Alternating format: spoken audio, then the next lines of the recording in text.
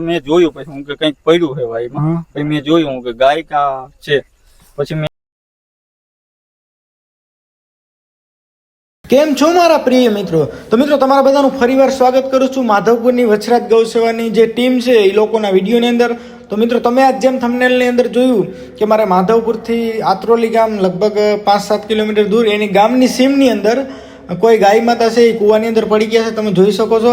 તો અત્યારે મારે માધવપુર ગૌસેવાની ટીમને જાણ થતાં આખી રિક્ષા ભરાઈ અને અમે બધા લોકો નીકળી ગયા છે.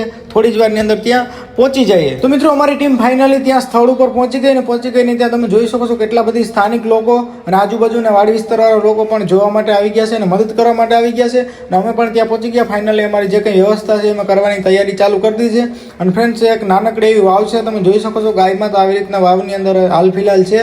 અને સોરી, હું તો વિડીયો બનાવું છું, અમારા જે ટીમના લોકો છે એ કામે લાગી ગયા છે. અમે કોઈ વિડીયો અહીંયા બનાવતા નથી સ્પેશિયલ, બરાબર. હું વિડીયોવાળો હું અલગ છું અને બાકી અમારા ટીમના લોકો છે એ બધા કામે લાગી ગયા છે. હાઈ ક્લાસથી ગાય માતાનું વ્યવસ્થિત રીતે હમણાં રેસ્ક્યુ કરવામાં આવશે, તમે જોઈ શકો છો.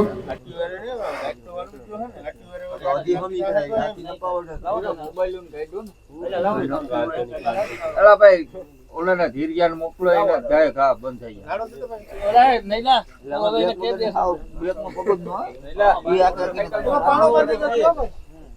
કોઈ બોલે બ્રેક નો પકડ નહીં. આટલી છોડાઈ લે બીજો જવા દે ગાડો લખો ને હેન્ડ બોર્ડર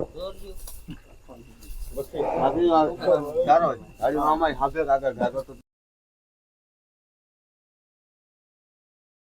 મિત્રો આપણે માધવપુરની પ્લોટની કૂતરા ગેંગની વછરાજ ગૌસેવાની ટીમ છે એ લોકો લગભગ તેનો બધો માલ સામાન છે રેસ્ક્યુ કરવાનો સાથે જ લઈને આવતા હોય. તમે જોઈ શકો છો મોટા મોટા દોરડા નાળા લઈ અને વ્યવસ્થિત રીતે કંઈક એના આઈડિયા મુજબ વચારે પથ્થર બાંધી અને જ્યાં ગાય માતા વાવની અંદર છે ત્યાં એને વ્યવસ્થિત રીતે બે પગની અંદર કંઈક આટી મારવામાં આવે છે આવી રીતના. મેં તો લાઈવ જોયું. એ લોકોને કંઈક સરસ ટ્રીક છે, તમે જોઈ શકો છો. હમણાં થોડી જ વારની અંદર ગાય માતાનું આખું શરીર છે એમાં વ્યવસ્થિત રીતે આટી મારી દેવામાં આવશે જેથી કરી અને બહાર ખેંચવામાં આવે તો ગાય માતાને કોઈ પણ નુકસાન ન થાય.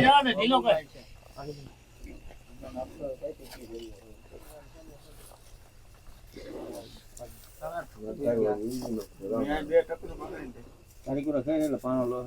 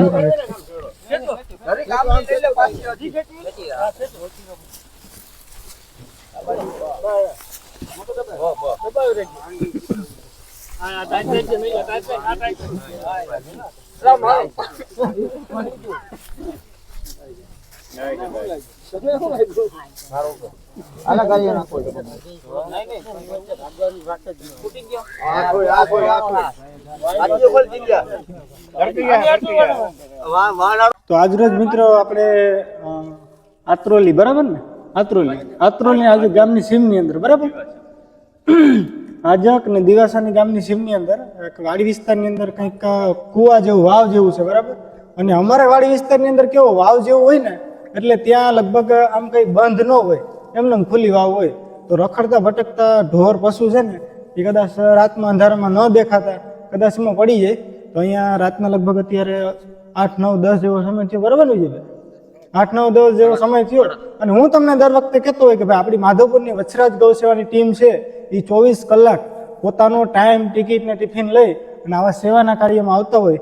તો અહીંયા એક સરસ મજાની અમે રેસ્ક્યુ કરેલ છે ગાય માતાનું, બહુ સારી રીતે રેસ્ક્યુ કરેલ છે. અને સ્થાનિક લોકોનો અમને ફોન પણ આવ્યો હતો. અને આપણી સાથે અહીંયા ભાઈ જોડાણા છે. કેમ છો? મજામાં? જય માતાજી. જય માતાજી. શું તમારું નામ? ફાધર જિગ્નેશ. જિગ્નેશભાઈ, અહીંયા વિજયભાઈને મને ફોન આવ્યો, બરાબર, કે અહીંયા ભાઈ આવી રીતનું કંઈક થયું છે. તો તમને આના વિશે કેમ ખબર પડી? હું જયારે દુકાનેથી ઘરે આવતો હતો ને ત્યારે મેં જોયું કે હું આમ જોયું તો મેં બત્તી મારી ને જયારે ત્યારે ગાય એકદમ દોડીને ભાગી. ત્યારે વાયનો કાંટો ન હોવાથી સીધી વાયમાં પડી ગઈ. એટલે ગાય વાયમાં પડી તમે લાઈવ જોયું છે? ના, અવાજ આવ્યો ને, ટૂંકમાં અવાજ આવ્યો, તમે અહીંથી નીકળતા તો અવાજ આવ્યો, બરાબર ને? તો આમ અવાજ ની છે મેં જોયું, પછી હું કે કંઈક પડ્યું છે વાયમાં. પછી મેં જોયું કે ગાય કા છે. પછી મેં વિજયભાઈને ફોન કરાવ્યો. એટલે ખેતર તમારું જ છે? હા, ખેતર અમારું. તો આ વિજયભાઈને આ લોકો આવી રીતના સેવા કરે, તમને ખ્યાલ હતો કે કોઈએ કીધું હતું પેલા? ના, આની પેલા એક આગળ જયારે રેસ્ક્યુ કર્યો ને ત્યારનો મને ખ્યાલ હતો કે આ રીતના કરે છે માધવપુરમાં.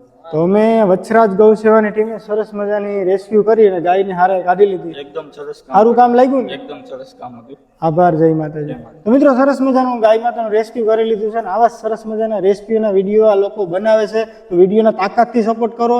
અને આ લોકો વિડીયો દ્વારા કે કોઈ પણ XYZ કંઈ પણ વસ્તુ કમાશે તો બધી જ વસ્તુ સારા કાર્યમાં, સેવાના કાર્યમાં જાય. તો આવા સરસ મજાના વિડીયો સાથે ફરી મળીશું. બધા જય વછરાજ કોમેન્ટમાં લખી નાખજો, બરાબર ને?